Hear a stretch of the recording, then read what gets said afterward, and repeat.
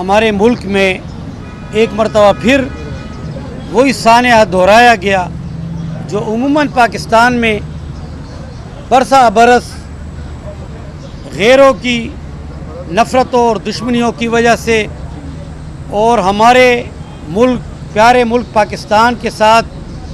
جو اچھا برتاؤ نہیں کرنا چاہتے، وہ طاقتیں جو اسلام سے نفرت کرتی ہیں، جو مذہب سے، جو علماء کرام سے نفرت کرتی ہیں، دین سے نفرت کرتی ہیں، انہوں نے ایک دفعہ پھر علماء کرام کے ایک بڑے مجمع میں دھماکہ کیا اور خودکش دھماکہ کیا۔ کئی درجن علماء کرام شہید ہوئے اور کئی درجن علماء کرام اور ہمارے علماء، طلباء، مجاہدین، حافظ القرآن بچے۔ اس کا مطلب یہ ہے کہ ہندوستان اور دیگر کئی ممالک جو ہمارے سرحدات پہ ہیں وہ نہیں چاہتے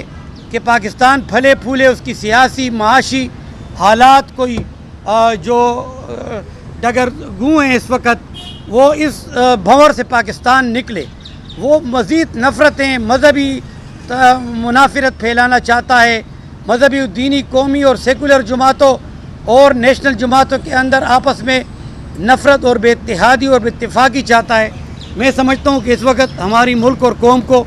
ایک مٹھی ہونا ہوگا اور پرعزم ہونا کہ جو بھی اسلام اور پاکستان اور پاکستانی قوم کا دشمن ہے تو ہم اس کے خلاف متحد ہو کے لڑیں گے، ہم اس کے خلاف متحد ہو کے جنگ لڑیں گے۔ ہمیں یہ مختلف جھنڈوں اور مختلف پرچموں کے چکر سے نکلنا چاہیے۔ قوم کو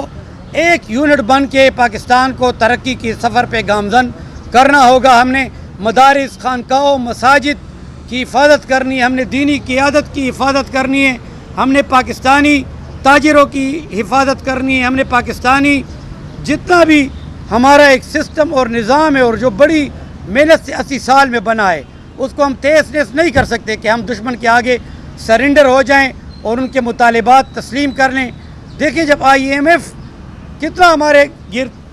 گھیرا تنگ کر دیتا ہے، آج جو بھی مشکلات گرانی ہے اور بجلی اور مہنگائی، یہ ساری چیزیں کچھ ہمارے اپنے بدعمالیوں کی اور بعض قیادت بھی غیر مخلص اور کرپٹ جو ہیں تو پاکستان اس حال پہ پہنچا ہے۔ میں سمجھتا ہوں کہ انتظامیہ کو اپنا پورا اختیارات استعمال کرنے چاہیے اور مزید عوام کی جان اور مال کو تحفظ دینا چاہیے۔ آج ہم اسی سلسلے میں آپ سے بات کرنے آئے ہیں۔ ہم انشاءاللہ پاکستان کے ساتھ ہیں، اسلام کے ساتھ ہیں اور پاکستان کی تمام دینی قومی سیاسی جماعتوں کے ساتھ ہماری جمعیت علماء اسلام پاکستان، حضرت مولانا سمیع الحق کی شہید کی جماعت، دفاع پاکستان کونسل، جامعہ حقانیہ آپ کے ساتھ شانہ بشانہ کھڑی ہے۔ بار بار ہمیں ہمارے حوصلے پست کرنا چاہتے ہیں، وہ یہی پیغام دینا چاہتے ہیں کہ دینی قومی سیاسی جدوجہد کرنے والی اور پاکستان کو آگے لے جانے والی لوگ جو ہیں تو گھروں پہ بیٹھ جائیں۔ لیکن آپ کے سامنے ہمارے والد صاحب حضرت مولانا سمیع الحق شہید ہوئے تو کیا ہماری جماعت، کیا ہمارا خاندان، کیا جامعہ حقانیہ، کیا جمعیت علماء اسلام پاکستان مولانا فضل الرحمان کی جماعت اسلامی، جمعیت علماء اسلام مولانا سمیع الحق شہید کی جماعت، دیگر دیوبندی، اہل حدیث، بریلوی اور جتنے مکاتب فکر کے علماء ہیں وہ آرام سے تو نہیں بیٹھے، وہ تو دین کا کام کر رہے ہیں، تبلیغ کا کام کر رہے ہیں، قلم اٹھا کے، کتاب اٹھا کے